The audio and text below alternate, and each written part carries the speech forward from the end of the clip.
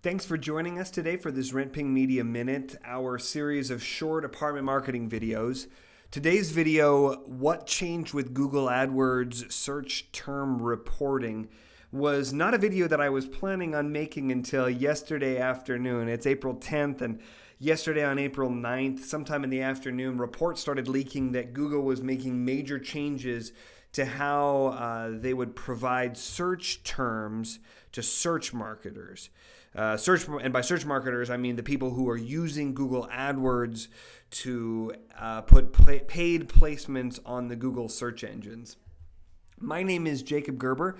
I'm the Senior Marketing Director for Rentping Media. You can follow me at Jacob Gerber, or you can send me an email with any questions or comments to jacob@rentpingmedia.com. Today I'm going to be talking about what actually changed with Google AdWords and how much difference this really makes to apartment marketers like you and me. To do this, today I'm going to tell you a story about kind of a techie topic called HTTP refer. This is a protocol, and by the way, that's not a typo. Actually, refer should have two R's there, kind of in the middle. But when this was originally proposed, the original proposer misspelled it, and it just sort of continued to be misspelled up to this day. But the HTTP refer is a protocol that essentially you are sending to another website every time you click on a link. So when you click on a link that takes you from one website to another, invisible to you, there's this HTTP refer protocol that's sending lots of information about you, about your computer, about the website you are coming from. And that's what we're going to be talking about today, to the website that you are headed to your destination website. So let me show you a little bit of what I'm talking about here. This is the Google search engine results page. Sometimes that's abbreviated with an acronym SERP, the search engine results page. This is the Google SERP for the search term apartment website SEO. If you go to Google and type in apartment website SEO, you'll see something very similar to this. And if you attended the Apartment Marketing Masterclass seminar earlier this week, you should have a pretty good idea of what you're seeing here. But if not, or if you've just forgotten since Tuesday, let me dissect the anatomy of this page a little bit. First, this search term, and by search term, I'm talking about what I typed into the Google search bar, apartment website SEO. This search term triggers lots of paid ads. You can see that there are ads at the top left and on the right side. These are only here because a search marketer somewhere paid for placement when someone types the search term that I did. Now, one of the really important pieces of data that search marketers rely on is to figure out exactly which search term someone typed in to trigger their ad.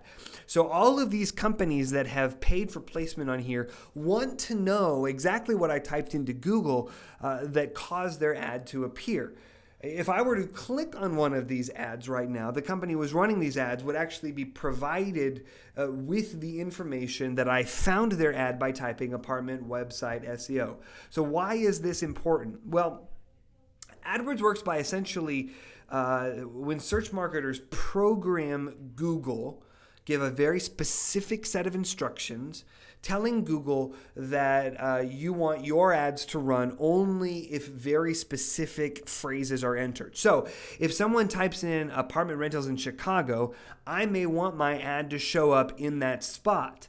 But if someone types in vacation rentals in Chicago, that's a very similar search term.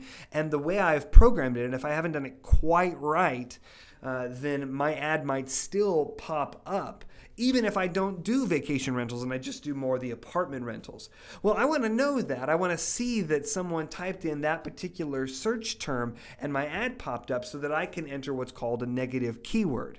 I can make vacation, for example, a negative keyword, and then my ad will never again pop up when someone searches vacation rentals in Chicago.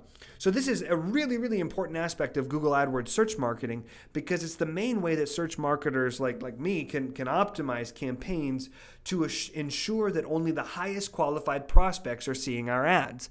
We want to control exactly when our ads pop up so that we're not getting in front of people who are looking for something fundamentally different than what we have to sell. Whether it's geographic issues, whether it's our pet policy, we want to really make sure that we're getting in front of the right people. And so finding out what people are searching to pull up our terms is really, really important. And so the concern yesterday was that this ability to see what someone had typed in to trigger our ads had gone away. And when I say concern, I mean outright panic. Well, why was that an issue? Well, here in this screen, I have highlighted the organic search results on this SERP. Notice that both of the top spots for this search term belong to Rentping Media, but I did have to give Jake a hard time for leapfrogging me on this. He took it in good stride. He's actually our blogger, so he deserves to have that top spot. But the reason there was panic yesterday about worrying about whether or not Google was going to pass the HTTP referral protocol with information about what someone had typed into these terms was that about a year ago, Google removed all keyword data for organic search traffic. So if I clicked on one of these ads, one of the links in the orange sections of this page, the search marketers would know that I had found their ad by searching apartment website SEO. But if someone clicks on one of these two organic links and come and visit the Rentping Media website through these links, when I log into Google Analytics, all I'm going to see is the phrase not provided. I can't see what search terms they say. I can only see not provided in my data. The announcement yesterday was that Google was going to do something very similar to stop passing keyword data for AdWords, just as it had stopped passing keyword data for organic search results. And that's actually true. But there's an important difference here that I will explain now. Notice on this page, at the very top of the page, I have highlighted the search term that I put in the search bar, in the Google search bar, apartment website SEO. But notice that in the URL, up just a little bit higher, that those exact words are right there. They match those words exactly. There's a question mark Q equals, which means this is the query that the person typed. Apartment, and then the plus signs are just placeholders for space. Apartment website SEO is what this person typed in. The HTTP refer protocol, that's where we're getting into this, is the way the internet sites communicate with one another. So again, when you click on a link from one page and go to another page, one of the pieces of information that they're sending over is the exact URL of the page that you're on. And so Google used to send this URL when it looked exactly like this. And it was super easy for Google Analytics to just parse that information and say, oh, this person had typed in apartment website SEO. And they would tell me that people were finding my website organically through organic search traffic, and tell me the exact search terms that they had found to find me. So let me show you what this looks like. This is the Rentping Media Google Analytics information for some of the visits that we've received from Pinterest. We're on Pinterest. You can find us on Pinterest if you haven't already. Here I can see the exact URLs for Pinterest pages and see exactly how many visits have come to me, how many of those were new visits, first time they visited my website, how often they bounced, how many pages they visited, and how long they stayed on my website. So I've highlighted one link in particular. Let's take that link, and I want to show you what happens when you look and compare this to the URL on this Pinterest page. You can see this corresponds exactly to a Pinterest pin that links to an article that it shows up on our website, Marketing Ideas for Struggling Apartments. You can see at the bottom of the screen. This is the kind of information that Google used to pass from their search engine, but that does not pass anymore. So now when I look in Google Analytics and pull up my keywords report, here's kind of what the screenshot is. Look at the very bottom, see organic. This is what I see, not provided. They no longer send over the exact URL so that Google Analytics can tell me what keywords someone had searched for. But I logged into Google Analytics yesterday and today to confirm what I thought was happening after I had some time to do some research. And instead of organic, I looked at the paid search terms. Now, this is an actual client's information, so I've blurred it out a little bit here. But you can see that there are lots of different results here. Why? because I'm still getting information in Google Analytics from the search terms that exactly someone typed in when they clicked on an ad to visit one of our clients' apartment websites. Those search terms are still showing up. So what's the difference? Well, the difference is that while Google isn't sending keyword data through that HTTP referrer protocol, Google is still providing search term data, that is the exact search terms that people are typing into the Google search box, through a different channel.